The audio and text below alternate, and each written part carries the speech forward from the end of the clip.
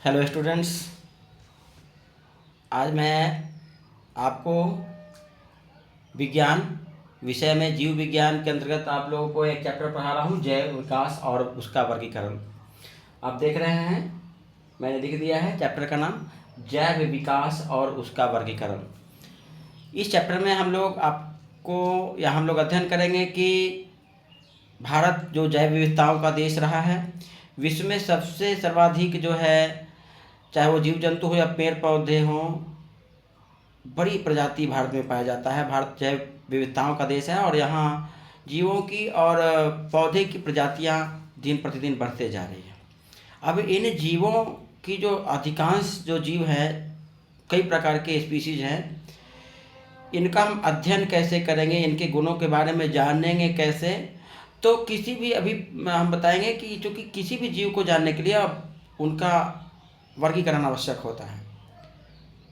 लगभग 2 मिलियन प्रकार के प्रजाति पाए जाते हैं भारत में, या फिर कहें कि लगभग 17 से 18 लाख प्रकार के प्रजाति भारत में हैं, पेड़ पौधे और जीव जंतुओं को। जैव विविधताओं का देश है हमारा भारत। तो इन सभी अलग अलग प्रकार के प्रजातियों का अध्ययन करने में हमें तभी आसानी होगी जब सभी प्रजातियों का हम वर्गीकरण करेंगे और अलग अलग वर्गों का अध्ययन करेंगे। तो चूँकि पृथ्वी पर भिन्न भिन्न प्रकार के प्रजातियां हैं, उनका अलग अलग गुण पाया जाता है, अतः उन प्रजातियों को उनके गुणों में समानता के आधार पर हम एक खास वर्ग में रखेंगे और अलग अलग प्रजातियों को अलग अलग वर्गों में रख करके हम उनको गुणों का विश्लेषण कर सकते हैं। पृथ्वी पर आप जानते हैं कि जैव विविधता की दृष्टि से देखा जाए तो छोटी एक कोशिकीय जीव से लेकर के, एक कोशिकीय में भी मोनेरा जगत के जो सरल जीव हैं से लेकर के बृहत जीव ब्लू व्हेल जो जल में रहता है, जो कि 30 मीटर तक लंबा होता है, और अमीबा जो छोटी होती है, एक कोशिकीय होती है। इस तरह लाइफ जीवन काल के आधार पर देखा जाए तो बहुत सारे जीव जंतु हो, जैसे कछुआ 200 वर्षों तक रहता है, मक्खी जो खास करके मे मक्खी जो है वो 12 से 24 घंटे तक ही जीवित रहते हैं, मच्छर कुछ दिनों तक जीवित रहते हैं। इसी तरह पेड़ पौधों में देखा जाए, कुछ पेड़ पौधे कुछ महीनों तक जीवित रहते हैं, और कुछ पेड़ पौधे हजारों वर्ष तक जीवित रहते हैं। शिकोआ, चीड़ इत्यादि, बरगद इत्यादि के पौधे, पीपल इत्यादि के पौधे हजारों वर्ष तक जीवित रहते हैं। वही कुछ पौधे 1-2 महीने में भी नष्ट हो जाते हैं। पालक या कुछ पौधे जो है दिनों में नष्ट हो जाते हैं, कुछ दिनों में नष्ट हो जाते हैं। यानी सबका लाइफ साइकिल अलग अलग होता है। सभी पेड़ पौधे या जीव जंतुओं का रंग, रूप, बनावट, आकार अलग अलग होता है।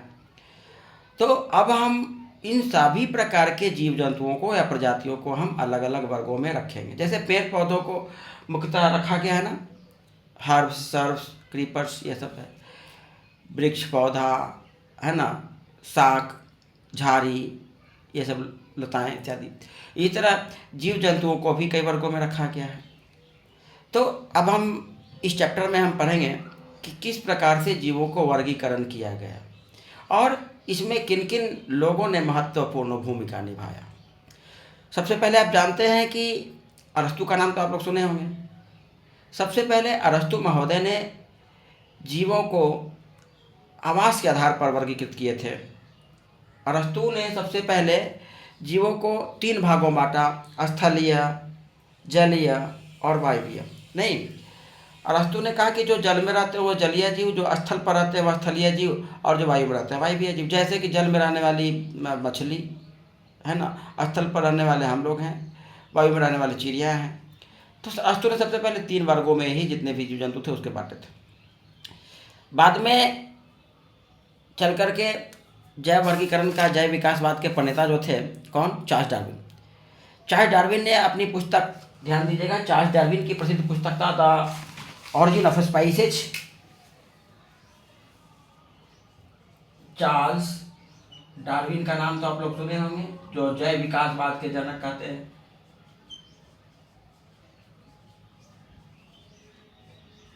जैव विकासवाद के जनक कौन थे? Charles Darwin. इनकी प्रसिद्ध पुस्तक का नाम था the origin of spices. The origin of species, जिसकी रचना इन्होंने 1859 ईस्वी में किए थे। ठीक है, बहुत इंपॉर्टेंट पुस्तक द ऑरिजिन ऑफ स्पाइसेस के लेखक कौन है, तो बोलिएगा चार्ल्स डार्विन। इस पुस्तक में उन्होंने बताया कि जीव का पहले की अपेक्षा अब जीव दिन प्रतिदिन बढ़ते जा रही है और समान आवास में रहने वाले भी। अभी तो बताए थे कि अरस्तु ने बोले आवास के आधार पर जीव जंतुओं को 3 भागों में बांट दिए, लेकिन चार्ल्स डार्विन ने बताया कि एक ही आवास में रहने वाले जीव में भी विभिन्नता होती है और इसी विभिन्नता के आधार पर जीवों में विकास होते जा रही है। जैव विकास के और हम विस्तार से जैव विकासवाद में पढ़ेंगे चार्ल्स डार्विन के सिद्धांतों को, लेकिन अभी फिलहाल हम ये बताते हैं कि चार्ल्स डार्विन ने बताया कि जैव विकासवाद में एक ही आवास में रहने वाले जीवों में भी विविधता मिलती है देखने को। जैसे देखते हैं एक ही क्यारी में गाजर बोइए और मूली बोइए, गाजर हो जाएगा मीठा, मूली हो जाएगा तीता। यहाँ तक कि एक ही प्रकार के बीज आप क्यारियों में बोते हैं तो देखते हैं कुछ का गुण अलग अलग होता है। खीरा रोपते हैं नर्सरी से ला करके, कुछ तीखा निकल जाता है, कुछ मीठा निकल जाता है ना। इसी तरह टमाटर देखते हैं, सब एक प्रकार के नहीं होती है। यहाँ तक कि एक ही माँ के गर्भ से जन्म लेने वाले 2 बच्चे क्या समान गुण वाले होते हैं? नहीं होते हैं। जुड़वा बच्चे में भी कुछ न कुछ विभिन्नता देखने को मिलती है। तो ये जैव विकास का मुख्य आधार है, जिसके कारण स्पीशीज़ों की संख्या बढ़ते जा रही है। सबसे पहले मनुष्य जो है, हम लोग क्या हैं कहते हैं चिंपैंजी, लंगूर हमारे वंशज हैं, लेकिन अब चिंपैंजी, लंगूर, बंदर, काले मुंह वाले बंदर, आदमी में भी कई प्रकार के स्पीशीज दिन प्रतिदिन बढ़ते जा रही है। मछली की भी संख्या दिन प्रतिदिन बढ़ते जा रही है, लेकिन प्रारंभ में तो उसकी स्पीशीज कम होगा, है ना। तो स्पीशीज की संख्या दिन प्रतिदिन बढ़ते जा रही है। इसका उल्लेख सबसे पहले चार्ल्स डार्विन ने अपने प्रसिद्ध पुस्तक में द ऑरिजिन ऑफ स्पाइसेस में किया। इसके बाद सबसे पहले जो जैव विकास के बाद हम चलते हैं वर्गीकरण। जीवों का वर्गीकरण का श्रेय किसको जाता है? जीवों का वर्गीकरण करने का प्रयास सबसे पहले किसने किया? कैरोलस लिन्नियस। कैरोलस लिन्नियस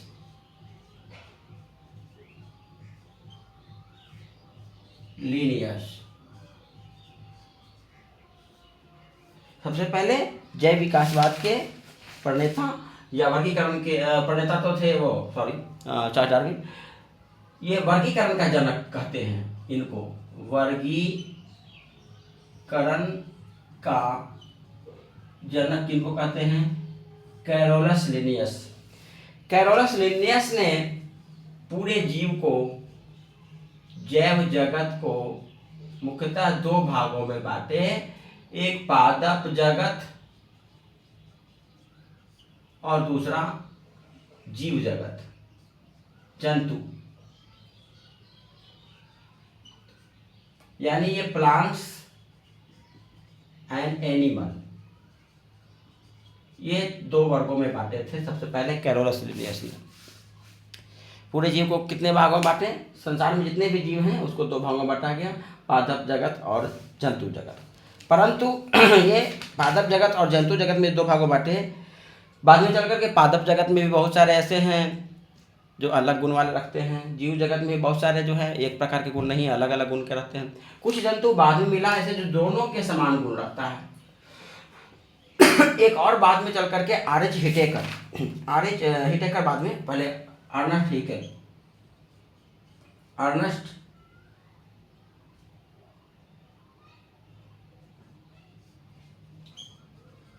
हीकेल ने एक और तीसरा वर्ग को जन्म दिया जो तीनों जैसा, जो पादप और जीव के बीच वाला गुण था। ये प्रोटिस्टा जगत,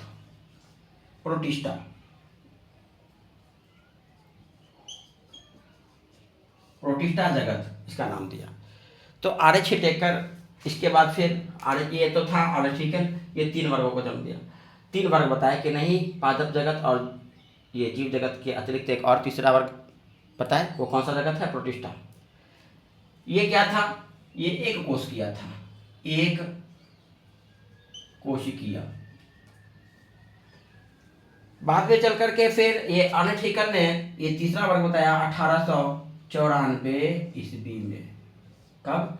1894 में। फिर आगे चल करके 1969 ईस्वी में, मुख्यतः ये जरूर याद रखिएगा, ये थे रॉबर्ट व्हिटेकर, नाम क्या था? रॉबर्ट व्हिटेकर ने 5 वर्ग जीवों को 5 वर्गों में बांटा। कितने वर्गों में बांटा? 5 वर्गों में बांटा R.H. व्हिटेकर। ये 5 वर्गों को हम बारी बारी से देखेंगे। जैव वर्गीकरण, ये कोशिकीय संरचना के आधार पर, चूंकि जितने भी जीव द्रव्य का जो मुख्य आधार है संरचनात्मक और क्रियात्मक इकाई क्या होता है? कोशिका। कोशिका ही जीव द्रव्य का रचनात्मक और क्रियात्मक इकाई है। अतः कोशिकीय बनावट के आधार पर R.H. व्हिटेकर ने जीवों को वर्गीकरण किया। अब जीवों को वर्गीकरण करने के लिए देखिएगा R.H. व्हिटेकर ने कैसे किया।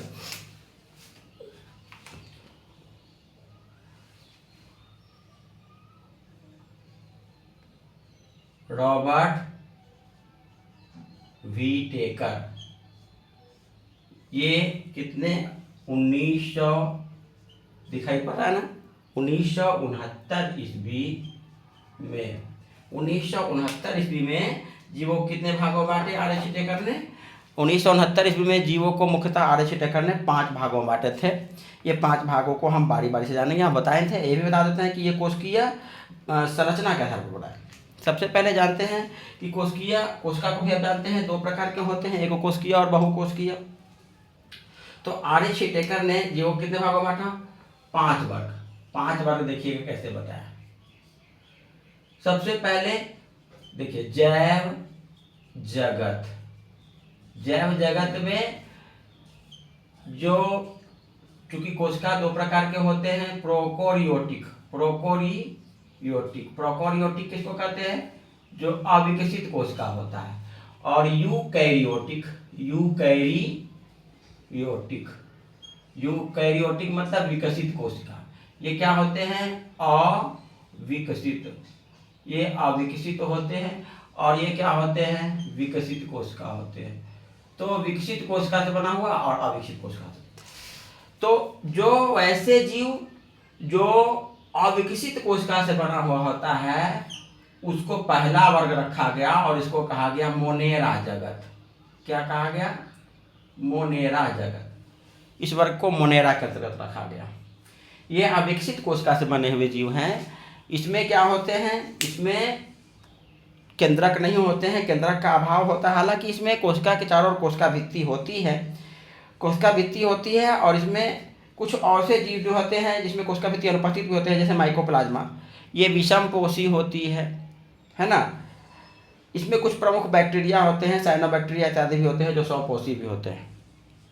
पहला जगत सीधे आप याद कीजिएगा, मोनेरा जगत, जो कि प्रोकैरियोटिक कोशिका से बना होता है, यानी अविकसित कोशिका से बना होता है। अब वैसे जीव जो विकसित कोशिका से बना होता है, यानी यूकैरियोटिक कोशिका से बना होता है, तो इसको भी 2 वर्गों में बांटा गया, एक कोशिकीय और बहुकोशिकीय। इसको भी 2 वर्गों में बांटा गया, जो एक कोशिकीय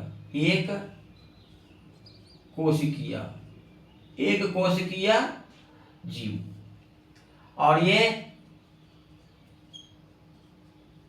बहुकोशिकीय, एक कोशिकीय और बहुकोशिकीय। तो एक कोशिकीय जीव जैव जगत में जो यूकैरियोटिक कोशिका बना हुआ एक कोशिकीय जीव, इसको कहा गया प्रोटिस्टा। इसको कौन जगत कहा गया? प्रोटिस्टा। ठीक है, सबका अलग अलग उदाहरण विस्तार से भी बताएंगे, लेकिन ये एक कोशिकीय जीव जिसमें अमीबा, पैरामीशियम, यूग्लिना इत्यादि आते हैं, बताएंगे हम विस्तार में इसको भी। अब बहुकोशिकीय में भी 2 प्रकार के जीवों को बांटा गया। बहुकोशिकीय जीव में 2 भागों में बांटा गया, एक कोशिका भित्ति, एक कोशिका भित्ति सहित, जिसमें कोशिका भित्ति पाया जाता है, और एक कोशिका भित्ति रहित, है ना। एक कोशिका भित्ति रहित, तो कोशिका भित्ति सहित और कोशिका भित्ति रहित। कोशिका भित्ति जिसमें नहीं पाया जाता है, इसको एनिमेलिया वर्ग कहा गया। एनिमेलिया या जंतु जगत, जीव जंतु जगत, जिसमें एनिमल्स आ जाएंगे, जंतु जगत या एनिमल्स, है ना। और कोशिका भित्ति सहित इसको फिर दो भागों बांटा गया। एक है जिसमें कि क्लोरोफिल रहित होता है,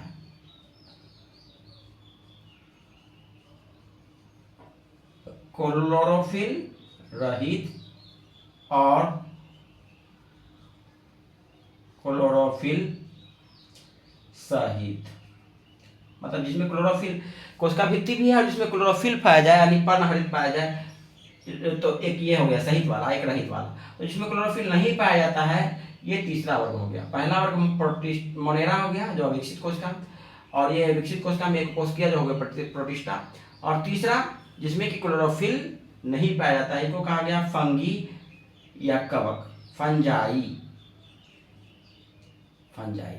और क्लोरोफिल सहित इसको प्लांटी कहा गया, प्लांटी या प्लांट्स, प्लांट्स जगत, जो यही सबसे संसार के लगभग 80% वर्ग जो है ये जीव जगत, अधिकांश 80% अधिक ये प्लांट्सी और एनिमेलिया में आते हैं। नहीं, फिर से ध्यान दीजिएगा कि देखिए जैव जगत को आर.एच. टेकर ने कोशिकीय संरचना के आधार पर 5 भागों में बांटा। पहला है प्रोकैरियोटिक कोशिका से बनने वाली जीव, यानी जो अविकसित कोशिका से बनते हैं वो है मोनेरा जगत। अब यूकैरियोटिक यानी विकसित कोशिका से बनने वाले जीव को भी 2 भागों में बांटा गया। एक कोशिकीय कोशिका से बना हुआ यूकैरियोटिक कोशिका से बना हुआ जीव प्रोटिस्टा जगत कहलाएगा। बहुकोशिकीय जीव जिसमें बहुत सारे कोशिका होते हैं, असंख्य कोशिका होते हैं, उसको भी 2 भागों में बांटा गया। एक जिसमें कोशिका भित्ति पाया जाता है और एक वैसी बहुकोशिकीय जीव जिसकी कोशिका में कोशिका भित्ति नहीं पाया जाता है। तो कोशिका भित्ति नहीं जिसको पाया जाएगा उसको एनिमेलिया यानी जैव जगत, जंतु जगत कहेंगे, एनिमल्स। और कोशिका भित्ति जिसमें पाया जाता है उसको भी 2 भागों में बांटा गया। एक जिसमें कि क्लोरोफिल पाया जाएगा, तो क्लोरोफिल पाया जाएगा उसको प्लांटी, और क्लोरोफिल नहीं पाया जाएगा उसको फंजाई। तो इस तरह से कुल के एक वर्ग हो गया। पहला देख रहे हैं, पहला वर्ग मोनेरा, मोनेरा। दूसरा वर्ग हो गया प्रोटिस्टा, दिखाई पड़ रहा है ना। तीसरा वर्ग क्या हो गया, तीसरा वर्ग क्या हो गया, फंजाई। और चौथा वर्ग हो गया प्लांटी यानी पादप वर्ग, प्लांटी या पादप जिसको कहेंगे। और 5वां वर्ग हो गया एनिमेलिया, एनिमेलिया या जंतु जगत, है ना। ये 5 वर्ग हैं, ये देख लीजिएगा। आर.एच. टेकर ने ये 5 वर्ग बनाए, ये 5 वर्ग। पहला मोनेरा, दूसरा प्रोटिस्टा, तीसरा फंजाई, चौथा प्लांटी और 5वां है एनिमेलिया, एनिमेलिया जगत। सॉरी, ध्यान मिला देने का। ये 5 वर्ग हैं। लेकिन अब हम बताए थे कि संसार के 80% से अधिक ये पादप वर्ग, और ये सबसे बड़ा वर्ग है, ये बड़ा वर्ग है। तो निश्चित तौर पर इसको भी हम कई वर्गों में बांटेंगे गुण के आधार पर, उनके रचना के आधार पर। बारी बारी से हम इसको देखते हैं। अब पहला जगत मोनेरा जो कि एक कोशिकीय जीव है, मोनेरा जो कि प्रोकैरियोटिक कोशिका से बना हुआ होता है। प्रोटिस्टा जो यूकैरियोटिक कोशिका से बना हुआ एक कोशिकीय जीव। फंजाई जो यूकैरियोटिक और बहुकोशिकीय होते हैं, लेकिन इसमें क्या होते हैं, क्लोरोफिल नहीं पाए जाते हैं। कोशिका भित्ति तो होते हैं लेकिन क्लोरोफिल नहीं पाए जाते हैं। प्लांटी जिसमें कि कोशिका भित्ति भी पाया जाता है और क्लोरोफिल भी पाया जाता है। और एनिमेलिया वैसे जीव जो बहुकोशिकीय जीव से एक यूकैरियोटिक कोशिका से बनता है, बहुकोशिकीय है, और जो कि क्या है जिसमें कोशिका भित्ति नहीं पाई जाती है। ठीक है, तो ये तो हम देख लिए पहले जीव जगत को आर.एच. टेकर ने जो 5 वर्गों में बांटा उसका गुण। अब हम बारी बारी से देखते हैं कि क्या ये सभी का गुण एक ही जैसा होंगे। नहीं, सभी का गुण अलग अलग होगा। तो पहला हम बताते हैं एक एक करके, अब हम सबको देखते हैं, सबका अलग अलग वर्गीकरण देखेंगे, उसके कुछ उदाहरण, उसके कुछ गुण।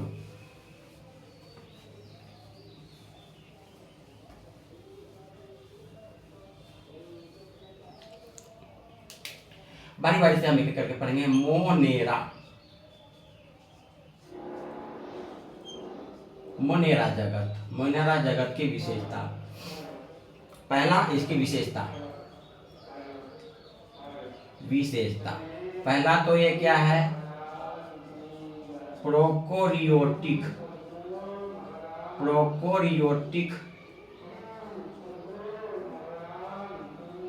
कोशिका से बनता है ना। मोनेरा जगत क्या है, प्रोकोरियोटिक कोशिका से बनता है। इसमें हालांकि कोशिका भित्ति पाई जाती है। कोशिकांग और केंद्रक का अभाव, केंद्रक का क्या पाया जाता है, अभाव होता है ना। हालांकि कोशिका भित्ति पाया जाता है, कोशिका भित्ति इसमें पाया जाता है, कोशिका भित्ति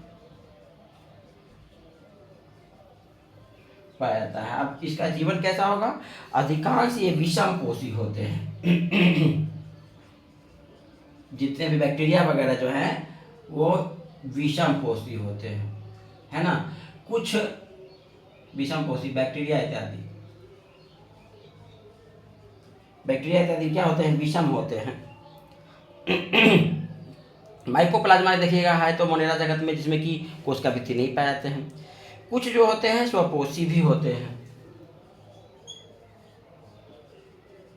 स्वपोषी कब होगा, जब इसमें क्लोरोफिल पाया जाएगा। स्वपोषी भी होते हैं जिनमें क्लोरोफिल पाया जाएगा। हम ये नहीं बोले हैं मोनेरा जगत में है कि प्रोकैरियोट बोल, लेकिन कुछ में क्लोरोफिल पाया जाएगा तो वो क्या होंगे, स्वपोषी होंगे। इसके कुछ उदाहरण देखिएगा।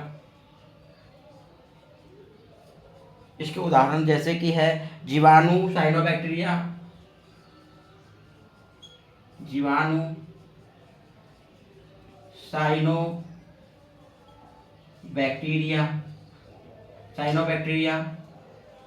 साइनोबैक्टीरिया। इसी तरह साइनोबैक्टीरिया जो होते हैं वो स्वपोषी भी होते हैं। हालांकि साइनोबैक्टीरिया क्या है, ये स्वपोषी होते हैं। इस तरह माइकोप्लाज्मा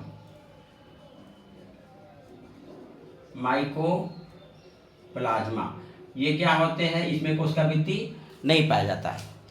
देख रहे हैं कुछ उदाहरण आपको दिखा रहे हैं, ये देखिएगा। ये है कुछ मोनेरा जगत के जीव, ये देख रहे जीवाणु है, ये है साइनोबैक्टीरिया, है ना। ये मोनेरा जगत के कुछ जीव हैं। अब चलते हैं दूसरा वर्ग, प्रोटिस्टा। मिला लीजिएगा फिर से, वीडियो को रोक करके आप देखिएगा, लिख लीजिएगा।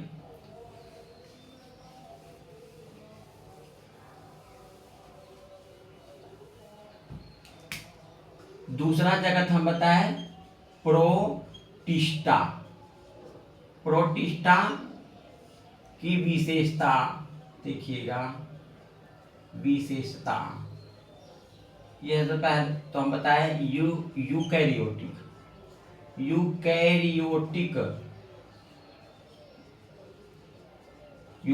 मतलब विकसित कोशिका से बना एक कोशिकीय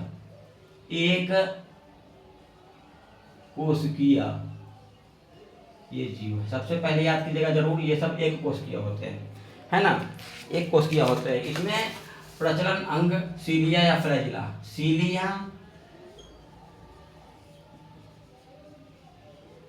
फ्लैजिला या कूटपाद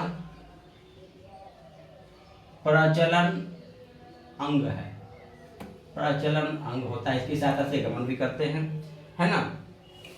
उदाहरण देख लीजिएगा, उदाहरण में है अमीबा सबसे फेमस, है ना। अमीबा, पैरामीशियम, यूग्लिना इत्यादि, है ना। देखिएगा ये उदाहरण, ये है ना। ऊपर वाला क्या है, ये है पैरामीशियम जो जूते का सोल का आकार का होता है, और अमीबा का आकार यदि कोई पूछे तो बोलेंगे हम अनियमित आकार। ये परिस्थिति और आवश्यकता अनुसार अपने आकार को बदलता है। यूग्लिना देख रहे हैं, ये यूग्लिना है ना। ये सब एक कोशिकीय जीव है। ये अमीबा के बारे में हम चलते हैं थोड़ा सा। अमीबा देख रहे हैं, अमीबा है। अमीबा ये आपके सामने, ये अमीबा, ये जो निकला हुआ भाग है रचना, इसको कहते हैं कूटपाद। और आवश्यकतानुसार ये अमीबा जो है कूटपाद बदल लेता है। ये विखंडन विधि द्वारा क्या होता है, इसका जन्म होता है। केंद्रक इसमें ये है, केंद्रक पाया जाता है, इसमें केंद्रक ये है, ठीक है। और ये संकुचनशील भी होता है, इसका आकार भी बदलता है, छोटा बड़ा भी होता है और अनियमित आकार भी होता है। ये भोजन कैसे करता है, इसका भोजन क्या होगा, क्योंकि ये खुद एक कोशिकीय जीव है तो अपने से छोटे जीव को, डाइटम को, शैवाल को इत्यादि को खाता है।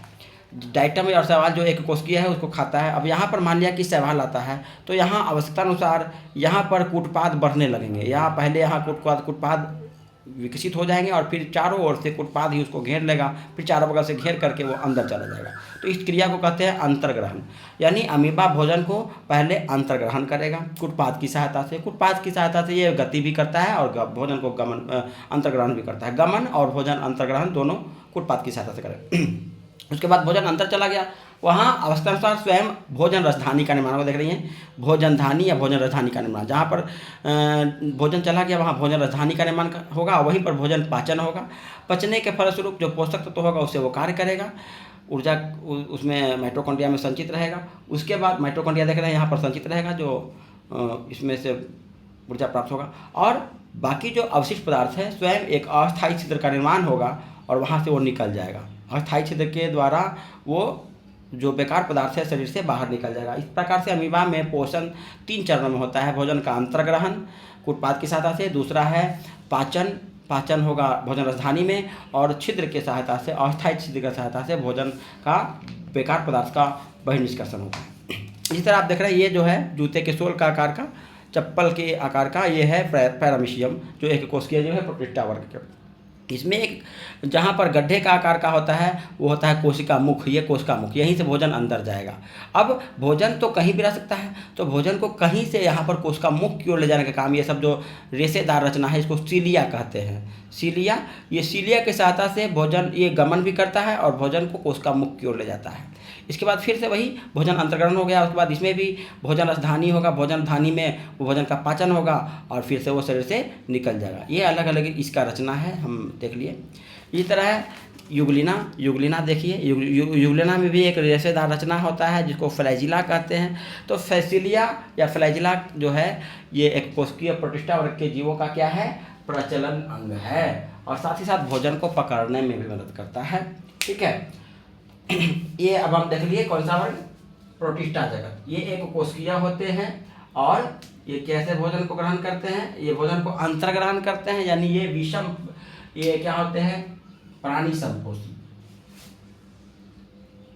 प्राणी संपोषी जीव, क्योंकि ये भोजन को अंतर्ग्रहण करते हैं, अवशोषण नहीं करते। ये है प्रोटिस्टा जगत की विशेषता। आगे तीसरा वर्ग, अब चलते हैं तीसरा जगत। तीसरा जगत जो है फंजाई। तीसरा क्या है, फंजाई या कवक, फंजाई या कवक, ठीक है।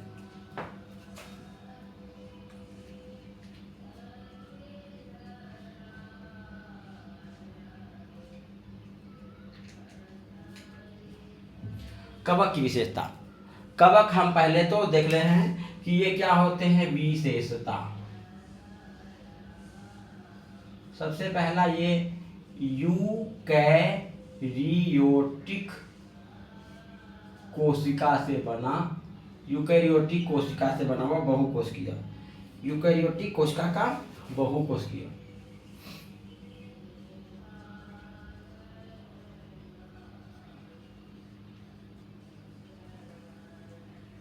यूकैरियोटिक कोशिका से बना हुआ बहुकोशिकीय जीव होते हैं।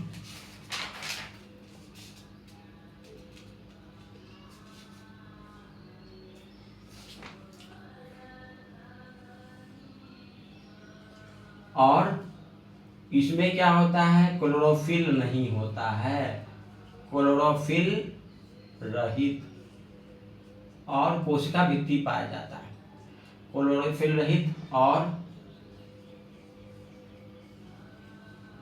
कोशिका भित्ति पाया जाता है। ध्यान दीजिए, लेकिन कोशिका भित्ति जो इसमें होते हैं, कोशिका भित्ति इसमें जो होते हैं वो क्या होते हैं, वो इसका फंजाई कोशिका भित्ति जो होते हैं, लेकिन ये सेलुलोज का नहीं होता, बना होता है, ये काइटिन नामक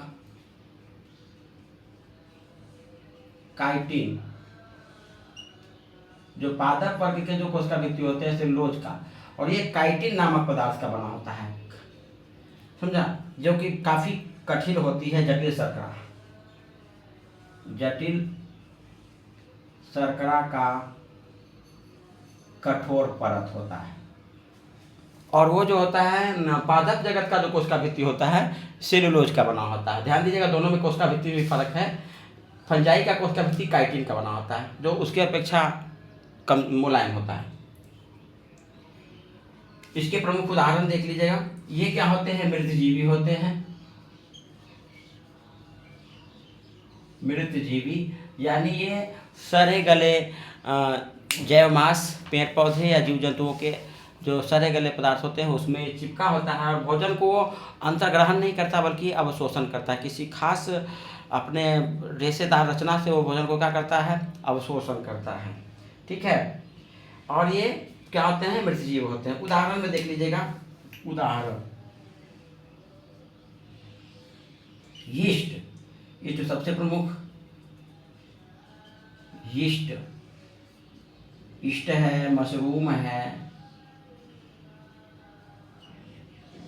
यीस्ट, मशरूम, लाइकेन,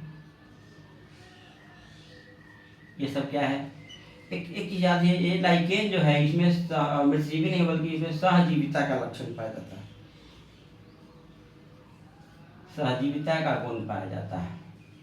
बाकी ईस्ट और मशरूम जो है वो मृतजीवी होते हैं, लेकिन ये मशरूम जो है, ये लाइकेन जो है सहजीविता का गुण पाया जाता है। और भी है, ये है पेनिसिलियम एगेरिकस, पेनिसिलियम इत्यादि, ये सब क्या है? ये फंजाई वर्ग के अंतर्गत आएंगे। देख रहे हैं, ये जो है देख लीजिएगा, ये सब है, देख रहे हैं, एस्मेजिनलस, पेनिसिलियम एगेरिकस, ये सब क्या है? ये सब कवक वर्ग के अंतर्गत आता है। आगे अब 3 वर्ग देख लिए। अब हम चलते हैं बड़े वर्गों पर। बड़े वर्गों में सबसे देखते हैं हम, अब विस्तार से इसको बढ़िया समझिएगा। पादप जगत, चौथा जगत है पादप जगत यानी प्लांट्स। इसका विशेषता क्या है? ये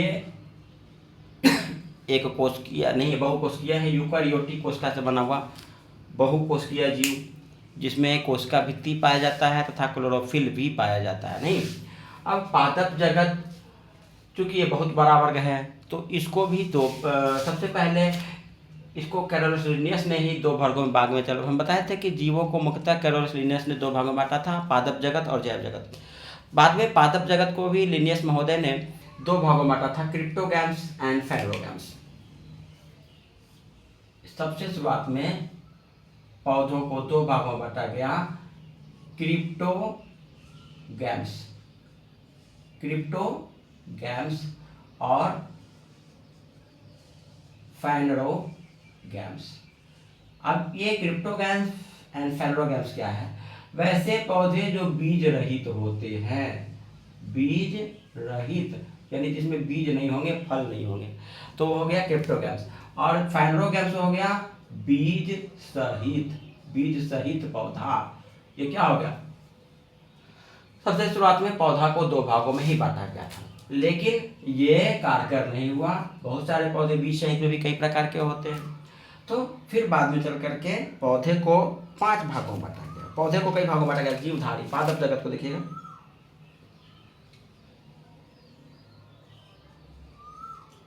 पादप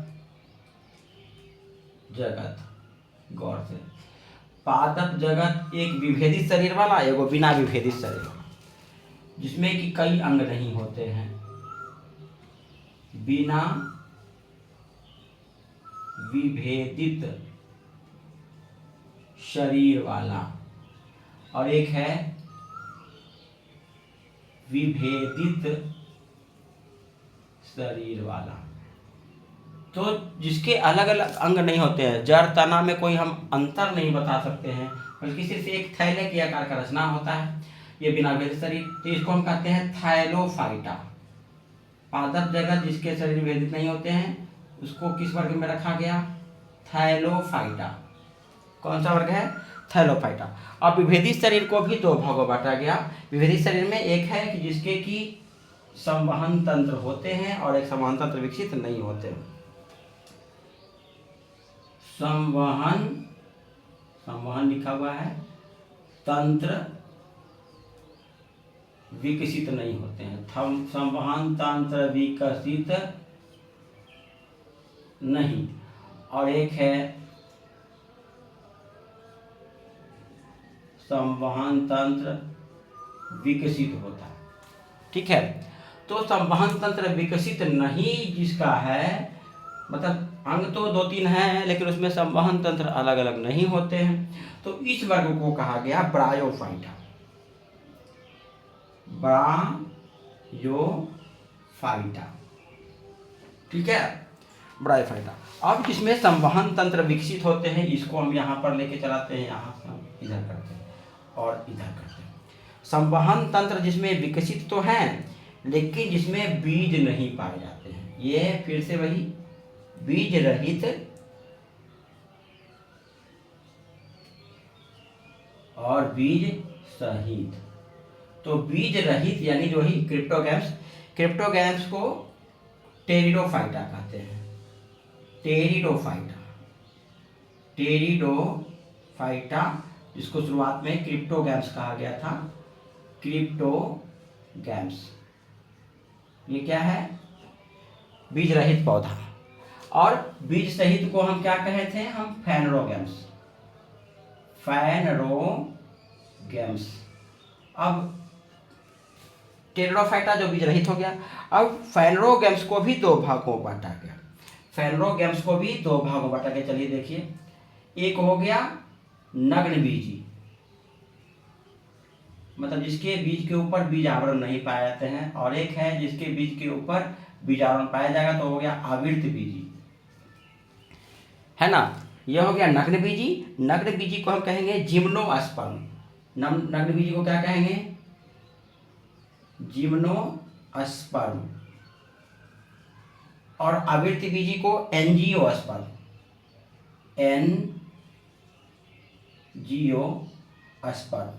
ठीक है। वैसे पौधे जिसमें बीज भी है लेकिन बीज के ऊपर यदि आवरण नहीं है तो उसको जिम्नोस्पर्म नग्न बीजी, और जिसके बीज के ऊपर बीज आवरण रहेंगे उसको आवृत बीजी या एंजियोस्पर्म कहेंगे।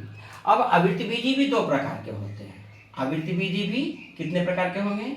2 प्रकार के होंगे। एक बीजपत्री, दिखाई पड़ा ना? एक बीजपत्री और द्विबीजपत्री। ठीक है, तो इस प्रकार से हम पौधे को अलग अलग वर्गों में बांटे। देख लीजिएगा फिर से एक बार। पौधा यानी जो चौथा जगत है जिसमें कि कोशिका भित्ति भी पाया जाता है और क्लोरोप्लास्ट भी पाया जाता है, जो सबसे बड़ा वर्ग है। इसके बाद एनिमेलिया जगत बताएंगे। तो पादप जगत को कितने भागों में बांटा गया? शुरुआत में तो क्रिप्टोगैम्स एंड फैनरोगैम्स। क्रिप्टोगैम्स बिना बीज वाला और फैनरोगैम्स बीज वाला पौधा। अब लेकिन फिर बाद में चल करके देखिए, इस आधार पर नहीं, फिर कोशिकीय संरचना के आधार पर बांटा गया, शरीर के रचना के आधार पर। तो पादप जगत में वैसे पौधे जिसके अलग अलग अंग विकसित नहीं होते हैं उसको कहा गया थैलोफाइटा। थैले आकार का रचना रहता है इसलिए इसको थैलोफाइटा कहते हैं। और विभेदित शरीर वाला जिसमें कि अलग अलग अंग विकसित होंगे। अब अलग अलग अंग में भी 2 भागों में बांटा गया, जिसमें संवहन तंत्र विकसित होंगे एगो नहीं होंगे। तो संवहन तंत्र जिसके कि मतलब शरीर तो कई 2-3 है अंग लेकिन उसमें संवहन तंत्र नहीं है ना, तो उसको हम कहेंगे ब्रायोफाइटा।